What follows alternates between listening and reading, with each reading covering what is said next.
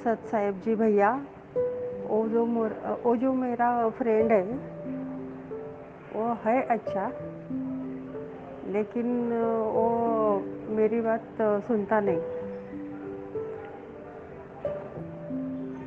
वो बोलते हैं कि हम घर जैसे रहते हैं, तो इसमें क्या दिक्कत है। हमारा जो नाता है वो नाते से हमने बस सिर्फ शादी नहीं की,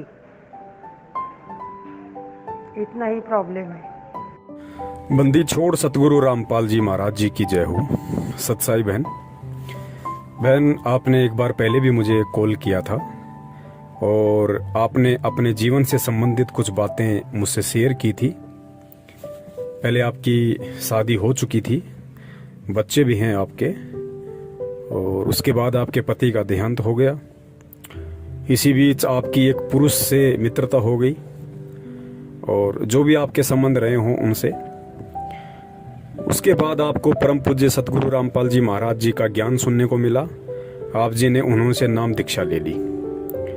अब नाम दीक्षा लेने के बाद आपका जो पुरुष मित्र है वो आप जी को दबाव डालता है शारीरिक संबंध बनाने के लिए, लेकिन आप जी की आत्मा अब उस बात को स्वीकार नहीं करती है। इस विषय में आपने दास से पहले भी बात की थी, आज भी आप उसी के रिगार्डिंग बात कर रही हैं। तो देखिए बहन, हम परम पूज्य सतगुरु रामपाल जी महाराज जी की भक्ति कर रहे हैं, हम उनके भगत हैं। और इस भक्ति मार्ग में जब तक आत्मा पतिव्रता धर्म को प्राप्त नहीं करेगी तब तक वो आत्मा अपने पति को अर्थात अपने परमेश्वर को नहीं भाएगी, अच्छी नहीं लगती। और जो व्यक्ति संत रामपाल जी महाराज जी का शिष्य बनने के बाद, उनकी भक्ति अपनाने के बाद, चाहे पुरुष हो चाहे स्त्री हो, जो सांसारिक रूप से पतिव्रता नहीं हो सकते, अगर पत्नी है, यदि वो पत्नी अपने पति के प्रति वफादार नहीं रह सकती, यदि कोई पति है और वो यदि अपनी पत्नी के प्रति वफादार नहीं रह सकता, अर्थात जो व्यक्ति परम पूज्य सतगुरु रामपाल जी महाराज जी से नाम दीक्षा लेने के बाद भी सांसारिक पतिव्रता वाला धर्म नहीं निभा सकता, वो व्यक्ति आध्यात्मिक रूप से कभी भी पतिव्रता धर्म का पालन नहीं कर सकता और कभी भी अध्यात्म में वो आत्मा परम पूज्य सतगुरु रामपाल जी महाराज जी को पसंद नहीं आएगी। वो कभी भी अपने गुरुदेव को प्रसन्न नहीं कर सकती। और कहते हैं जिन बातों से गुरु दुख पावे तिन बातों को दूर भगावे। आपकी जिन भी, चाहे वो सांसारिक हो चाहे आध्यात्मिक हो, किसी भी प्रकार के वो कर्म कुकर्म हो जो आपके गुरुदेव को पसंद नहीं है, यदि फिर भी आप उनको करते हो तो आपका गुरु आपसे कभी भी खुश नहीं होगा, कभी भी प्रसन्न नहीं होगा।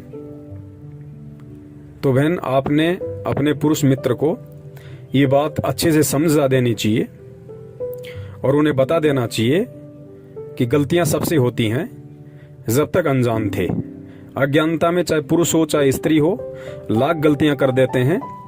मुझ पवन दास की भी नाम दीक्षा लेने से पहले यही स्थिति थी, ऐसी कोई बड़ी बात नहीं है बहन। मैं कभी भी अपने अवगुणों को छुपाता नहीं हूं। मेरी शादी हो गई थी, शादी होने के बाद भी मैंने अनेकों औरतों से मित्रता की। आप जी समझ सकती हैं, मित्रता होने के बाद खाली वो मित्रता तक ही सीमित नहीं रहती है बात। तो बहन, गलतियां किससे नहीं होती। मैंने तो ये बात मेरी पत्नी को भी बता रखी है कि भाई नाम दीक्षा लेने से पहले मैं तो इतना नीच इंसान था, मैंने तो बहुत सारे कुकर्म किए हैं, लेकिन नाम दीक्षा लेने के बाद गुरुदेव कहते हैं कि बच्चों, तुम्हारा फिर से जन्म हो गया, मैंने तुम्हारा नवीनीकरण कर दिया, मैंने तुम्हें एक बार सोना बना दिया। अब तुम रांग बनने की कोशिश मत करना, तुम तांबा या पीतल बनने की कोशिश मत करना, वरना उसके बाद मैं तुम्हें सोना नहीं बना पाऊंगा।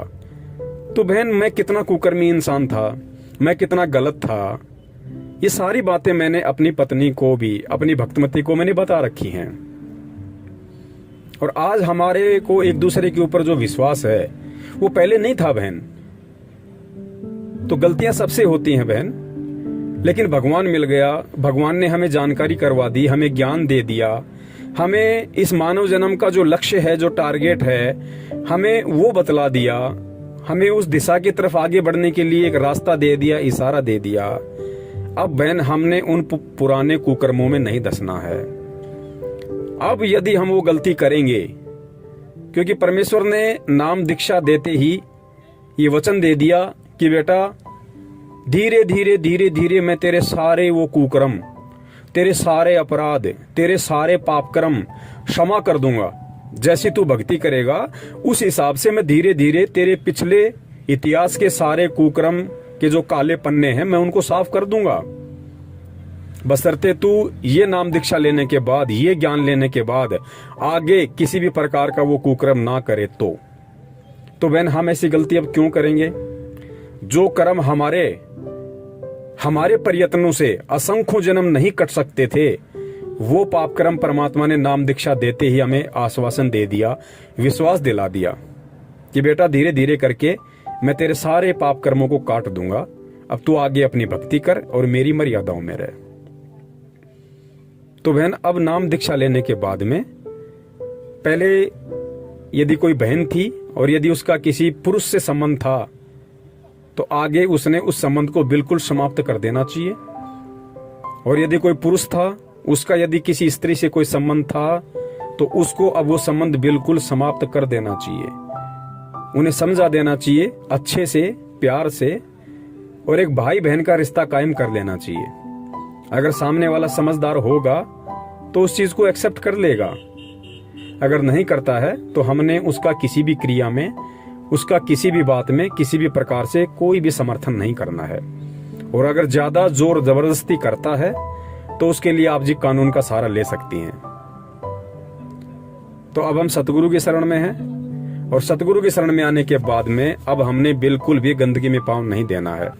तभी हमारा परमात्मा प्रसन्न होगा, तभी हम इस भक्ति मार्ग में कुछ हासिल कर पाएंगे, कुछ प्राप्त कर पाएंगे। तो बहन हमें बहुत सोच समझ के एक एक कदम हमने फूक फूक के इस भक्ति मार्ग पे अब रखना होगा। और जाने अनजाने में यदि मन में ऐसा कोई दोष उत्पन्न हो जाता है, ऐसे कोई भाव आ जाते हैं, क्योंकि हम काल के लोक में रहते हैं, पांचों विकार यहाँ सबके अंदर हैं। और गुरुदेव कहते हैं कि बच्चों ये पांचों विकार कभी भी नष्ट नहीं होंगे, ये डाइल्यूट हो जाएंगे, निष्क्रिय हो जाएंगे, वो भी ये भक्ति करते रहने से। तो ऐसा यदि किसी विकार के दबाव के चलते मन में ऐसे कोई दोष आ जाते हैं तो उसके लिए हम जो भी जाने अनजाने की गलती होती है हम परमात्मा से क्षमा याचना करें और आगे से कोशिश करें कि दोबारा से हमारे अंदर वो भाव ना उत्पन्न हो। तो बहन अब आपने किसी भी प्रकार से आपके पुरुष मित्र को सहयोग नहीं करना है, आप उन्हें अच्छे से समझा दीजिएगा। अगर वो समझते हैं तो अच्छी बात है, अगर नहीं समझते हैं तो आप उनसे अपना बिल्कुल रिश्ता समाप्त कर लीजिएगा। अब यदि आपका कोई मित्र है, आपका कोई भाई है, आपका कोई पति है, आपका कोई रिश्तेदार है, आपका कोई परमेश्वर है, असली मायने में तो वो आपका गुरु है, आपका सतगुरु है। और यदि उसके बाद भी वो नहीं मानते हैं, आपको किसी भी प्रकार से दबाव देते हैं, फोर्स करते हैं, डराने की कोशिश करते हैं, तो बहन आप निर्भय होके और अपने गुरु पे विश्वास रख के आप जी कानून का सहारा ले सकती हैं। और उन्हें बता दीजिएगा कि आइंदा ना मुझे फोन करें, ना मुझसे मिलने की कोशिश करें। तो जरूर परमात्मा हमारे साथ में है, क्योंकि बहन जब हम परमेश्वर के आश्रित होकर और किसी भी प्रकार की जो गंदी सोच है, गंदी इच्छाएं हैं, कुकर्म हैं, जब हम उनको त्यागने की सोच लेते हैं तो परमात्मा उसी क्षण हमारे साथ हो जाता है। परमात्मा बहुत सारे रास्ते खोल देता है और भगत को उस गंदगी से परमात्मा हाथ पकड़ के बाहर निकालता है।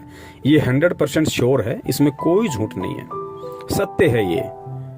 तो आज के बाद क्योंकि नाम लेते ही आप एक पवित्र आत्मा हो जाती हैं और इस पवित्रता पे किसी भी प्रकार का कोई भी लांछन, कोई भी कलंक, कोई भी दाग धब्बा ना लगे, इसके लिए हम कोशिश करें कि हम परमेश्वर को ही अपना सब कुछ बना लें, अपना पति, भाई, बंधु, माता, पिता।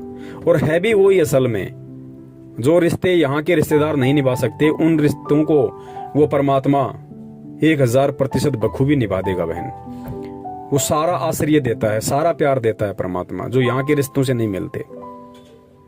तो आपने यदि परम पूज्य सतगुरु रामपाल जी महाराज जी की भक्ति करनी है, आपने यदि सतलोक की प्राप्ति करनी है और अपने गुरु के दिल में विशेष जगह बनानी है, तो बहन आपने बिल्कुल पतिव्रता धर्म का पालन करना पड़ेगा, चाहे सांसारिक हो चाहे आध्यात्मिक हो।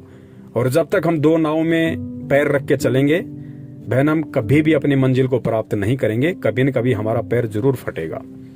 सत साहिब, जय हो बंदी छोड़ की।